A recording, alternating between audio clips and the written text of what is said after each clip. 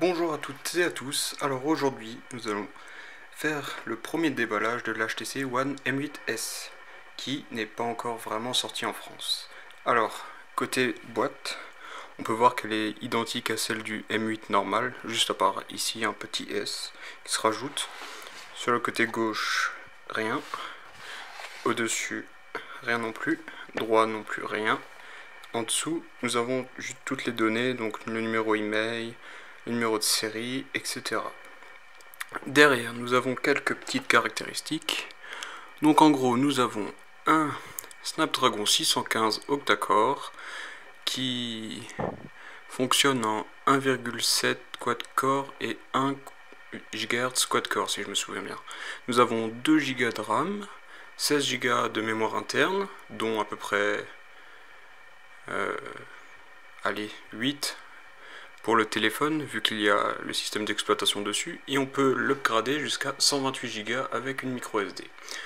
L'écran est un 5 pouces, en Full HD bien sûr, exactement le même que sur le M8 normal. À l'arrière, ce qui change aussi, à part le processeur du M8, c'est que nous avons toujours le duo caméra, mais le second, qui était ultra pixel 4 mégapixels, a été remplacé par un 13 millions de pixels, qui ouvre à f2 et 28 mm de focale pour les fins connaisseurs. Donc en gros c'est une très bonne ouverture. En caméra frontale on est sur une 5 mégapixels qui ouvre à f2.8, donc c'est pas mal, et une focale de 33,7 mm, ce qui est un assez grand angle de vue. Bien sûr le téléphone est 4G de catégorie 4, donc jusqu'à 150 mégabits par seconde. En Wi-Fi il possède donc toutes les normes qui sont du moment. Donc après, qu'est-ce qu'on pourrait dire de plus?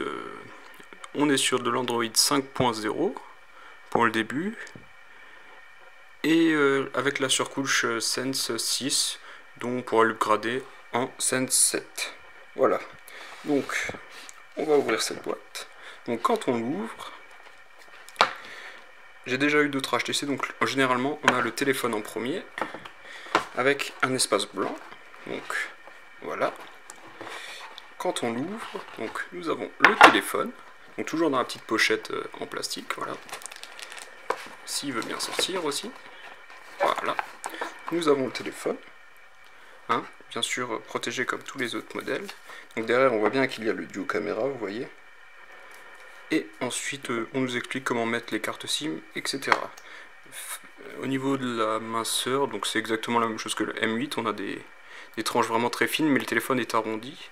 Et on obtient quasiment 9,6 mm d'épaisseur en total, si je me souviens bien. Ensuite sur le côté là, je sais pas si vous le voyez, mais les bordures sont extrêmement fines. Donc un tout petit peu plus fines que sur le M8 normal, j'ai l'impression. Donc voilà.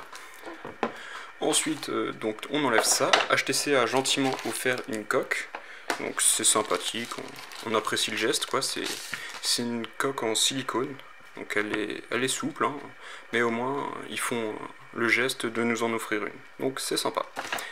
Ensuite donc on a le traditionnel câble USB.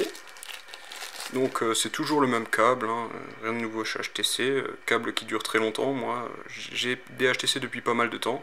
Mon premier HTC était un HTC Wildfire pour les connaisseurs, donc assez vieux, et mon chargeur fonctionne toujours. Mais vraiment toujours, il n'y a pas de problème. Donc voilà. Après donc on a le bloc secteur. Donc toujours pareil depuis des années, HTC reste dans la simplicité et l'efficacité. On a juste quelques annonces là qui changent. Et on peut voir qu'en sortie, au niveau des ampérages, on monte à 1,5 ampères. Donc ce qui est pas mal. Parce que les anciens, on était sur du 1 ampère. Donc là, on peut prétendre que comme la batterie est une 2840 mAh, un peu plus élevée que sur le HTC One M8 de 2600, on peut penser que le téléphone chargera aussi rapidement qu'un autre HTC de la gamme. Donc voilà. Ensuite, on a les fameux écouteurs, donc écouteurs propres à la gamme One en fait. Donc les embouts sont rouges et la télécommande est un peu plus spécifique. Donc voilà, on a les embouts rouges ici. Et la télécommande en fait est très petite et on a juste un bouton, donc play, pause, et qui servira aussi à d'autres choses. On peut aussi remarquer que la couleur là par exemple sur le jack est assortie. Je sais pas si vous voyez. Enfin voilà. Donc c'est rouge. Après on a d'autres embouts, hein, donc si vous avez des grosses oreilles, des moyennes oreilles, des petites oreilles, voilà. À titre de comparaison, j'avais les écouteurs mais je les ai perdus. En fait c'est juste l'embout là qui change, il est blanc. voilà, blanc-gris, et ici sur la télécommande, en fait, on a juste encore un bouton plus ici et un bouton moins là. Voilà, c'est pas gênant vu qu'on peut faire toutes les opérations ici. Voilà. Ensuite, on a donc toutes les petites informations email, tout ça, donc sympa HTC au cas où si on veut pas les chercher. On a des petits autocollants HTC, voilà. Donc ça, j'ai jamais su vraiment à quoi ça servait. Je pense si jamais vous voulez écrire votre nom et l'écrire quelque part, un peu comme une étiquette pour un cahier, sauf que là c'est pour un téléphone, voilà. Ici, on a la petite espèce d'aiguille pour insérer notre nano SIM, bien sûr. Hein. Donc là, je rappelle que si vous n'avez pas de nano SIM, vous prenez votre carte SIM ou votre micro SIM, vous allez chez un opérateur quelconque, il vous fait la découpe gratuitement, mais vraiment gratuitement. Donc voilà, c'est important à savoir, le téléphone est nano SIM, surtout le point là, retenez-le. Et après, vous pouvez aussi... donc ici, on aura la carte nano SIM, donc sur le côté gauche, et sur le côté droit, je crois que ce sera la micro SD, donc jusqu'à 128 Go. Bon, voilà. Carte 128 Go, ça coûte relativement cher en ce moment, donc attendez un peu. Et sinon, ben, on a de la paperasse. Hein. Donc comment utiliser votre smartphone, tout ça, tout ça, tout ça. Voilà, voilà. Si jamais vous avez des questions sur ce petit téléphone, je vous invite à en faire dans les commentaires ou autres. Après, quand même vous le sortir, que vous le voyez un peu mieux. Donc les finitions sont vraiment nickel. Hein. Je sais pas si vous voyez bien. Parce que j'ai fait ma mise au point un peu loin. Donc voilà, exactement la même capacité que l'autre HTC. Hein. C'est exactement pareil. Donc là, vous voyez la finesse. Mais comme c'est arrondi, on dirait pas comme ça, hein, mais 9,6 mm. Alors que comme ça, à vue d'œil, moi je dirais 4 mm pour la tranche là. Hein. Franchement, c'est fin jouet d'HTC. Franchement, là, ils ont géré. Donc là après, donc voilà le fameux capteur qui était ultra pixel, 4 millions de pixels, mais maintenant qui est 13, donc c'est sympa. Double flash LED, donc un flash un peu plus de couleur chaud et un flash de couleur froid pour faire des photos le plus naturel possible, et le duo caméra pour rajouter des effets, et tout le tralala. Ensuite en dessous on a quelques notions sur le téléphone, voilà, hein, c'est pas nouveau, hein. C'est HTC, voilà. Et ici nous avons un petit micro que vous ne verrez peut-être pas. Je vais essayer de le rapprocher. Ouais, c'est pas évident de filmer, c'est ma première vidéo. Je me suis dit qu'on va quand même leur faire un petit déballage. On va passer en mode manuel, ça va peut-être être plus pratique. Non, même pas, il me fait pas.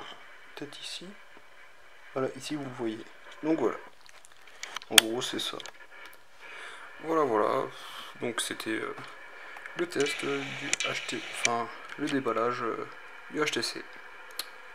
Et je vais quand même vous le montrer dans la coque, hein, avant que voilà.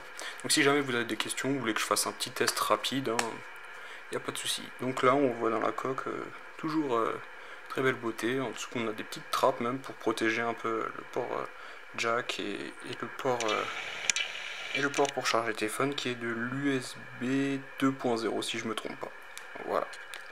Donc c'est toujours important à savoir, hein, parce que maintenant il y a des téléphones qui font 3.0 et USB-C qui est sorti sur certains. Donc voilà, c'est ça de prix. Voilà, voilà.